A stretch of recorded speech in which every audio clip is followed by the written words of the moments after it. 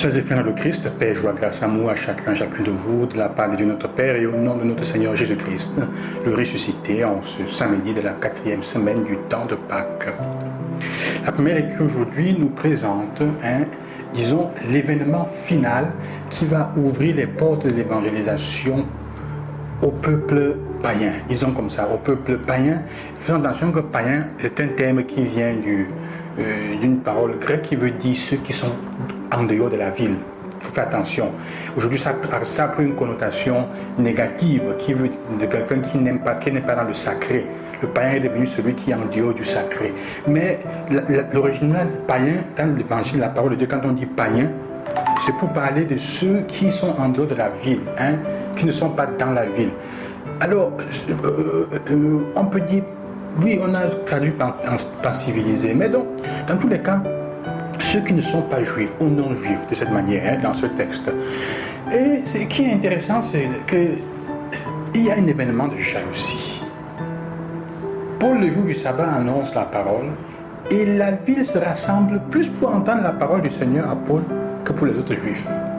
Et les juifs et les foules qui sont là, voyant les foules, le texte nous dit, ils s'enflammaient de jalousie.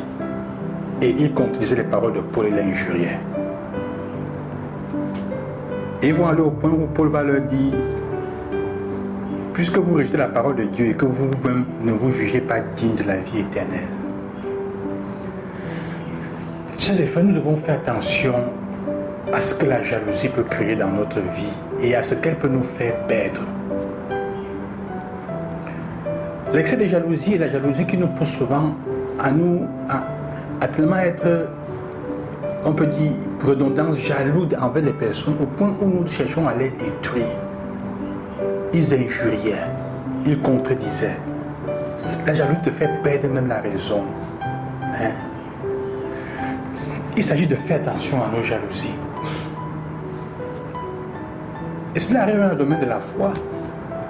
On a l'impression que quelqu'un autour de nous prie et la personne dit toujours que le Seigneur m'écoute. La jalousie te porte à penser que Dieu ne t'écoute jamais. La jalousie te porte à penser que la personne, Dieu n'écoute que cette personne-là. On est jaloux de cette personne. Au point où on commence à vouloir injurier et à lui faire du mal. On commence à développer des sentiments négatifs. Au lieu de t'approcher devant la personne pour dire, mais maman, tu fais comment pour prier? Tu pries comment pour que le Seigneur t'écoute? J'ai l'impression que le Seigneur ne m'écoute pas. Aide-moi, soutiens-moi dans la prière. On développe les mentalités régressives pour faire du mal. On ne se rend pas compte qu'en fait, on est en train de se juger indigne de ce qui est bien. Ici, il dit de la vie éternelle. La parole de Dieu dans ce texte de l'Évangile continue à nous faire comprendre que on doit mettre de côté nos jalousies. Ces sentiments négatifs qui nous détruisent de l'intérieur, qui nous rongent. En ce moment, tu es jaloux de qui? Tu es jaloux de quoi? Quelle est la jalousie dans ton cœur en ce moment qui est en train de te ronger? Même si elle est petite, même si tu n'arrives pas à l'accepter, tu refais semblant de ne pas la voir. Il y a. C'est le temps de demander, dis au Seigneur, de prendre au sérieux la parole qui dit dans l'Évangile, je suis le chemin, la vérité, la vie. Il n'y a que rien, personne ne peut aller à Jésus sans passer, au Père sans passer par Jésus. Comme il dit à Philippe, personne ne peut. Il s'agit de redécouvrir cette dimension-là. Personne ne peut aller. C'est la deuxième chose de laquelle je veux parler aujourd'hui. Après la première chose, la première lecture sur nos jalousies. La deuxième chose est liée à cette dimension aussi. Que derrière tout ce que nous vivons, tout ce que les peuples vivent, tout ce que nous cherchons porte à Jésus.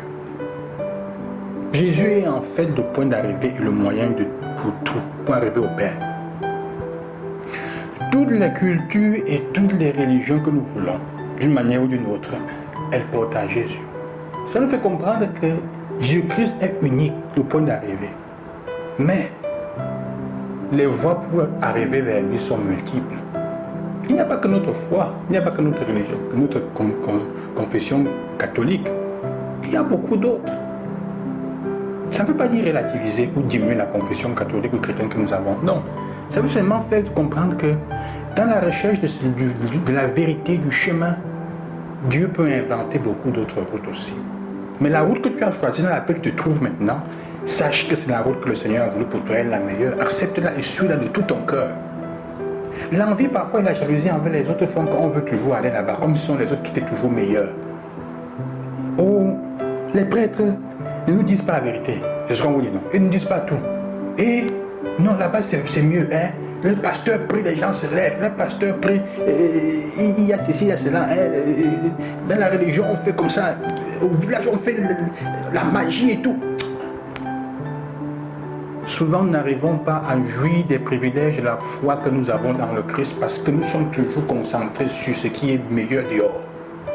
Nous pensons toujours que ce qui est bien est dehors. Nous pensons toujours qu'on nous trompe à l'intérieur. Alors que nous avons la pépite en main, nous continuons à convoiter le fer dehors. Nous avons le diamant en main, nous continuons à convoiter le verre, les morceaux de verre dehors. Sur ce fait, je vous souhaite cela, je vous souhaite la grâce de regarder vos jalousies. Mais aussi la grâce de vous rendre compte, demander au Seigneur la grâce de toujours vous accrocher au Christ et de demander les choses au Christ.